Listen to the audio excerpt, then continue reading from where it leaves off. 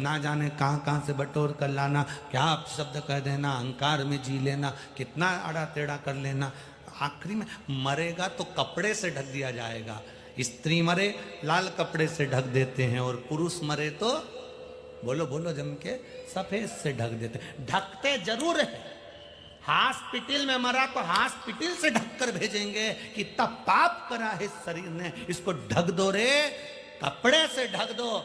जानवर पाप नहीं करता, पशु पक्षी पाप नहीं करता, वो झूठ नहीं बोलता, वो प्रपंच नहीं करता, वो छल नहीं करता, इसलिए उनको मरने पर कपड़े से नहीं ढका जाता। पर मानव इतना पाप कर जाता है कि उसको कपड़े से ढकना जरूर होता है। ढाको, इसको ढक दो। बहुत झूठ बोला है इसने, बहुत कपट करा इसने, बहुत प्रपंच, बहुत बेईमानी करी।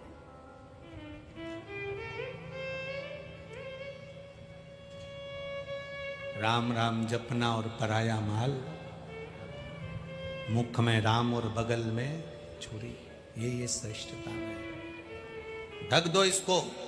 मानव के शरीर को कपड़े से ढका गया, जीव जंतु जानवर के शरीर को नहीं ढकते क्योंकि वो पाप नहीं करता, गलत कृत्य नहीं करता। शेर खुद का शिकार करता है, मांस खाता है। शेर कभी घास बोलो बोलो जम के नहीं खाता। खरगोश गलत चीज नहीं खाता, मांस नहीं खाता, केवल शाकाहारी। हमारे यहाँ पशु पक्षियों को देखना, जो शाकाहारी है वो शाकाहारी रहता है मरते तक। जो मांसाहारी पशु है, पक्षी है, वो मरते तक मांसाहारी रहता है। केवल एक मनुष्य ही ऐसा है, ये कभी भी कुछ भी खा जाता है, इसका ठिकाना ही नहीं है। आधे समय मांसाहारी रहता है, आधे समय शाकाहारी रहता है। जो मिल जाए उससे निपटा जाओ। अब जरा विचार करिए कि ये पशु पक्षी अपने नियम से जीते हैं। मांसाहारी पशु पक्षी मांसाहारी रहेगा और शाकाहारी शाकाहारी रहेगा। केवल एक मनुष्य ऐसा है, ये कभी भी कुछ भी खा सकता है, जो मिल जाए निपटा जाएगा। ठेले पर गया तो चाउमीन मिल गई तो चाउमीन, और मालूम पड़े कहीं वेज कहीं कुछ कहीं नॉन वेज, जो मिल जाए वो खा जाएगा। बस चले तो ये आदमी को पूरा निकल जाए, बस चले तो लोगों की पूरी प्रॉपर्टी निकल जाए, बस चले तो पूरा वैभव निकल जाए। ये मानव है, इसको कपड़े से ढको। ये जैसे ही मरे तो हॉस्पिटल में मरा तो हॉस्पिटल में कपड़ा ढक दिया, घर में मरा तो घर में उसको कपड़ा ढक दिया, क्योंकि इसने पाप बहुत करा है। इसको कपड़े से ढक कर रखो, कपड़े से ढक।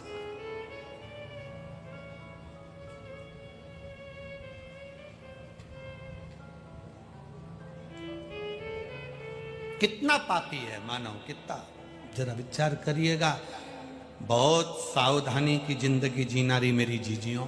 शंकर जी से एक रिश्ता जोड़कर चलना। हमने उसको बाबा मनाए है तो आप भी बाबा मान सकते हो। बाबा का मतलब छोटा भी बड़ा।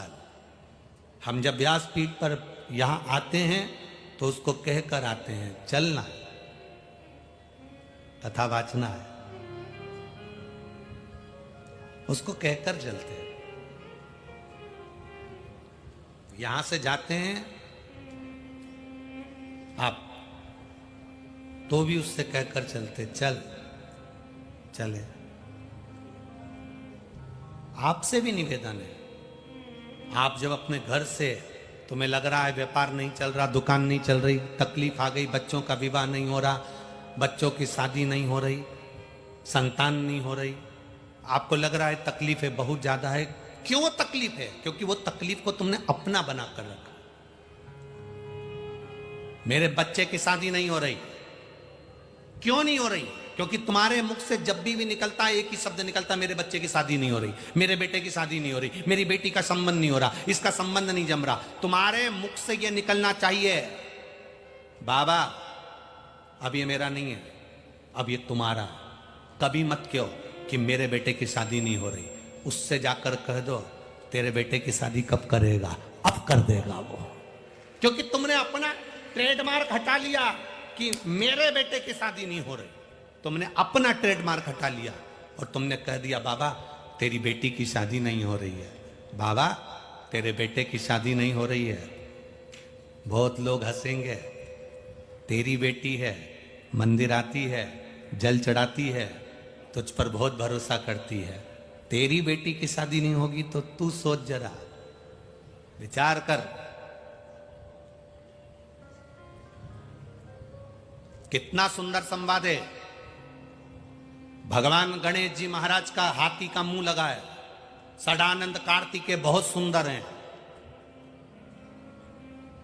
पार्वती जी ने शंकर भगवान से कह दिया सबसे पहले शादी मेरे गणेश की होना चाहिए। ये पार्वती जी कह रही हैं सबसे पहले शादी मेरे गणेश की होना चाहिए।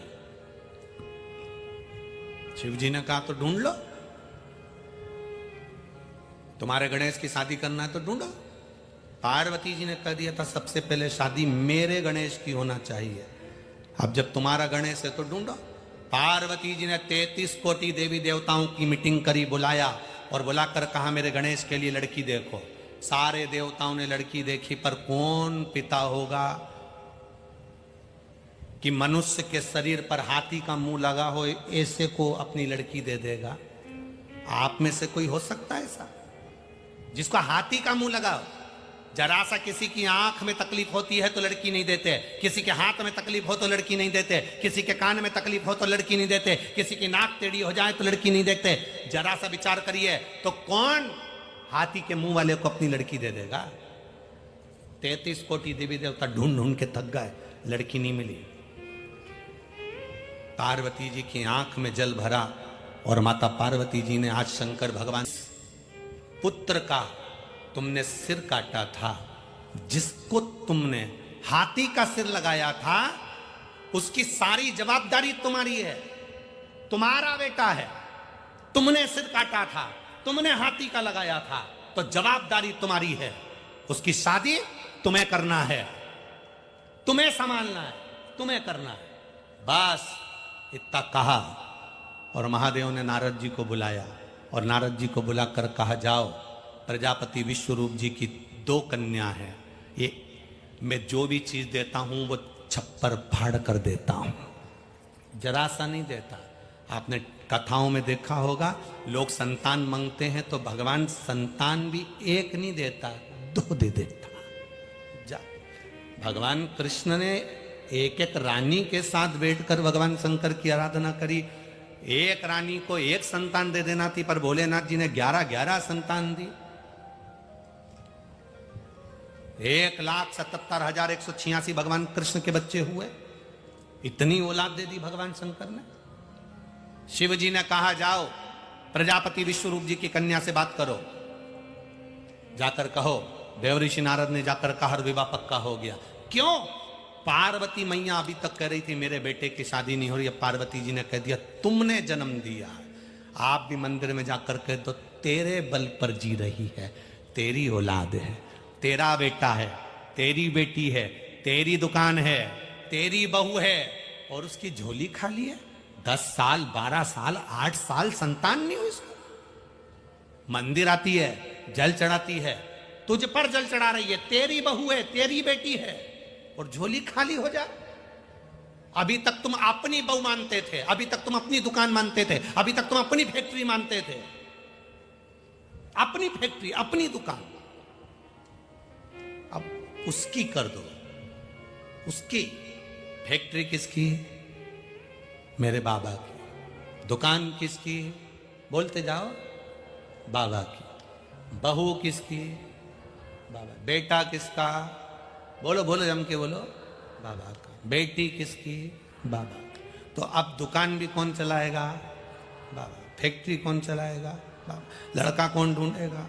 बहू कौन ढूंढेगा? और झोली कौन भरेगा? बाबा। अपना टेंशन खत्म, तुम तो बेहतरीन अपनी जिंदगी जियो, अब वो जाने उसका काम जाने।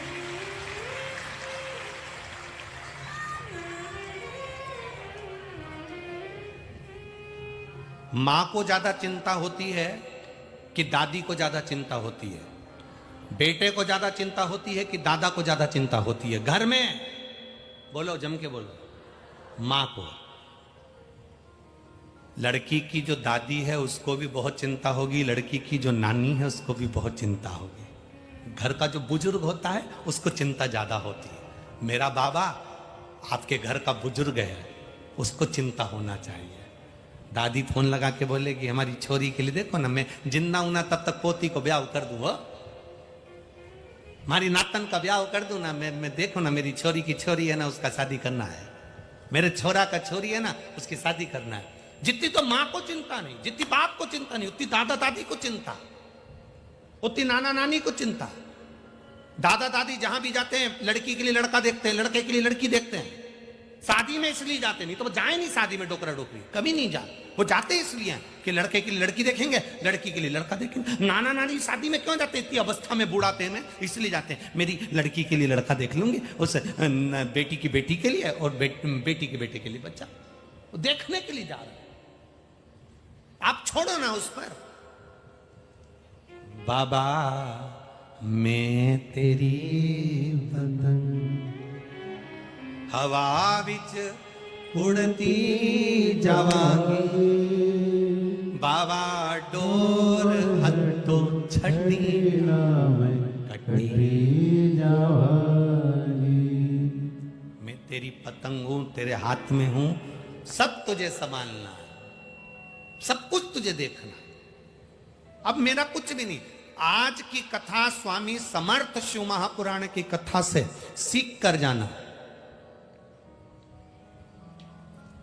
कि हमारे घर में हम रह रहे हैं, ये घर मेरा नहीं है, ये उसका है। शरीर भी उसका, घर भी उसका, नाते उसके, रिश्ते उसके, परिवार उसका, मकान उसका। अब उसके नाम कर दो बस। 3 चीजें होती हैं, तन मन, बोलो बोलो तीसरा धन। 3 चीजें सबके पास में, तन भी है, मन भी है, धन भी है। आज स्वामी समर्थ शिव महापुराण की कथा में हम आपसे कहना चाहते हैं, तन और धन ये तुम अपने बच्चों को दे दो और अपनी बीवी को, अपनी पत्नी को दे दो। तन धन बच्चों को, बीवी को, पति को, परिवार को तन और धन दे दो। शिव महापुराण केवल इतना कहती है, मन मेरे महादेव को दे दो। बोल बम का नारा है। तन धन बीवी बच्चों को दो, परिवार को दो, मत दो किसी को भी। ये तन और धन तुम अपने परिवार को, अपने बीवी बच्चों को दे दो। केवल एक चीज, क्या? तुम्हारा मन। बस ये दिल मन ये तुम महादेव को दे दो। जितना तुम मन महादेव को दोगी ना, मंदिर भी जाओ ना तो तन और धन से नहीं, मंदिर जाना तो मन से जाना, जल चढ़ाना तो मन से चढ़ाना, बोलना तो मन से बोलना, पुकारना तो दिल से पुकारना।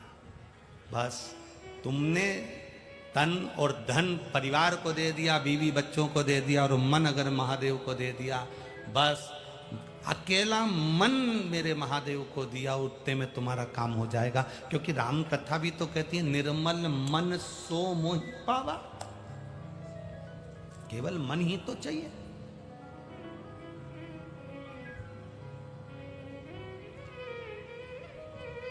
केवल मन।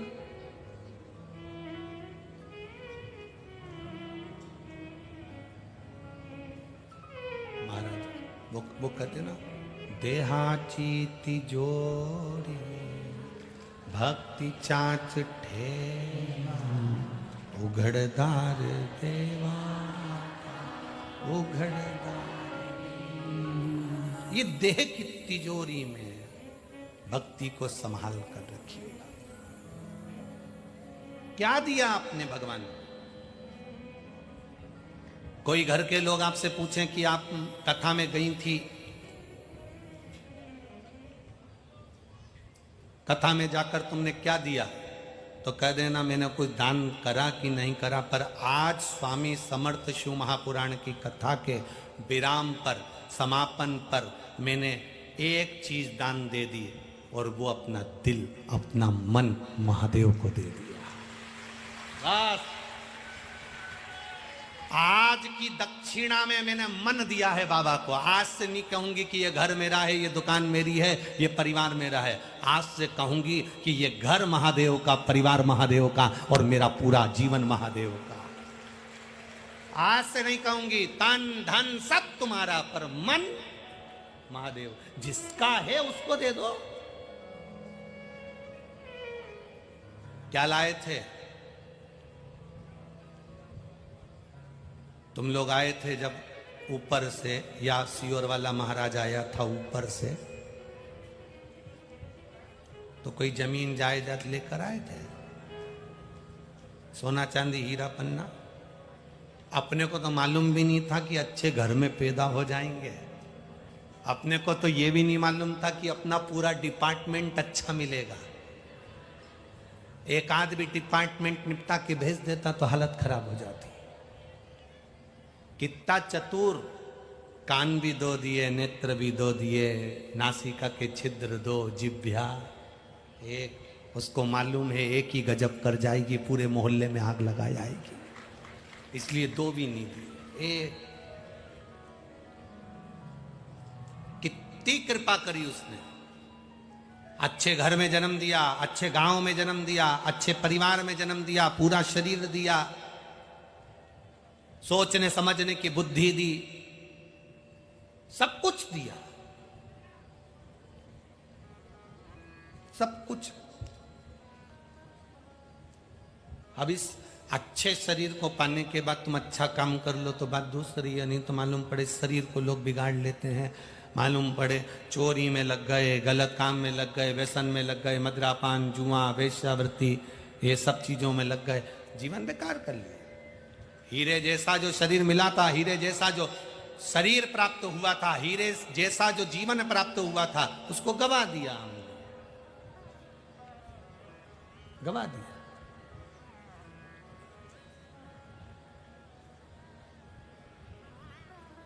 उस शरीर को पाने के बाद सुख का अनुभव। कोई पूछे कि तुमने शिव पुराण में दक्षिणा क्या दी, तो कह देना मैंने आज मन दे दिया। आज से बाबा मेरा और मैं, हाँ घर में रहूंगी। सियोर वाला महाराज बोला है तन धन सब परिवार को दो, पर मन मैंने दे दिया।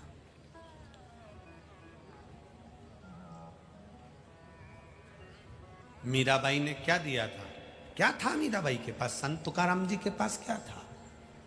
नामदेव जी के पास क्या था? कर्माबाई के पास में क्या था? कोई धन था क्या? बेबहू था, सत्ता थी, बहुत करोड़ों की पूंजी थी, कुछ नहीं था। केवल वो आरती में आप लोग गाते हो ना, तन मन धन सब है। हम तो वो आरती की भी बात आप लोगों से कहें कि तन मन धन सब तेरा, तुम भले कितना ही के लो, कितना ही के लो, पर तुम ना तन भगवान का कर सकते हो ना धन भगवान का कर सकते हो। इसलिए उसकी बात ही नहीं करी अपन ने। करी क्या? हम धन की भी बात नहीं कर रहे कि तुम धन भगवान को दो कि तन भगवान को दो, ये तो तुम पूरे परिवार को दे दो, पूरी प्रॉपर्टी अपने बच्चों को दो, जीवन पति पत्नी को दे, पत्नी पति को दे, माता पिता को दे, अपने कुटुंब को दे, अपने